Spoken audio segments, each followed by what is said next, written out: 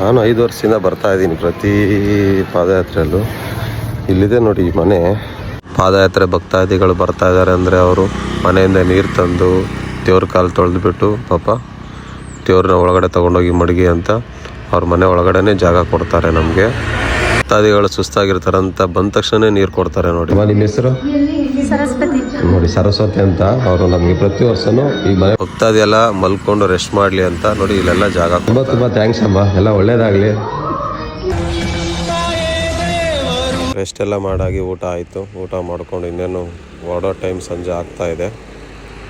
ಸಂಜೆನೇನು ಹೊರಟು 4 ಗಂಟೆ ಆಗಿದೆ.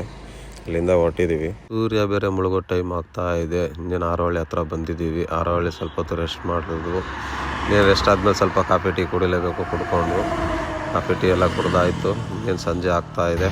ಕತ್ಲು ಬೇರೆ ಟೈಮ್ ಆಗೋಗಿದೆ ಆಲ್ರೆಡಿ. ಇನ್ನು ಸ್ವಲ್ಪ ದೂರ ಆದರೆ ಈ ಟೈಮಲ್ಲಿ ಮಾದಪ್ಪನ ಸಾಂಗ್ ಕೇಳ್ಕೊಂಡು ಹೋಗ್ತಾರೆ, ಒಂಥರ ಏನೋ ಸಮಾಧಾನ ಅನಿಸುತ್ತೆ.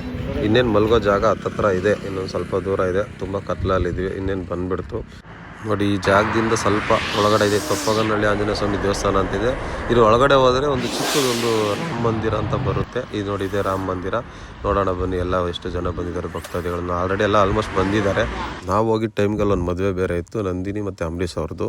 ಅದೇ ಚೌಟ್ರಿಯಲ್ಲೇ ಎಲ್ಲ ಭಕ್ತಾದಿಗಳಿಗೂ ಅಡುಗೆ ಮಾಡಿಸಿ ಊಟ ಹಾಕಿದ್ರು ಪಾಪ ನಂದಿನಿ ಮತ್ತು ಅಂಬರೀಷ್ ಫ್ಯಾಮಿಲಿಯವರು. ತುಂಬ ಒಳ್ಳೇದಾಗಲಿ ಅಂತ ಕೇಳ್ಕೊತೀನಿ ಅವ್ರ ಫ್ಯಾಮಿಲಿಗೆ ಮತ್ತು ನವ ಜೋಡಿಗಳಿಗೆ. ಮಾದಪ್ಪ ಆಯುಷ್ಯ ಕೊಟ್ಟು ಅವ್ರನ್ನ ಕಾಪಾಡಲಿ, ಒಳ್ಳೇದು ಮಾಡಲಿ. ಉಗೆ ಮಾದಪ್ಪ, ಉಗೆ ಮಾದೇಶ್ವರ.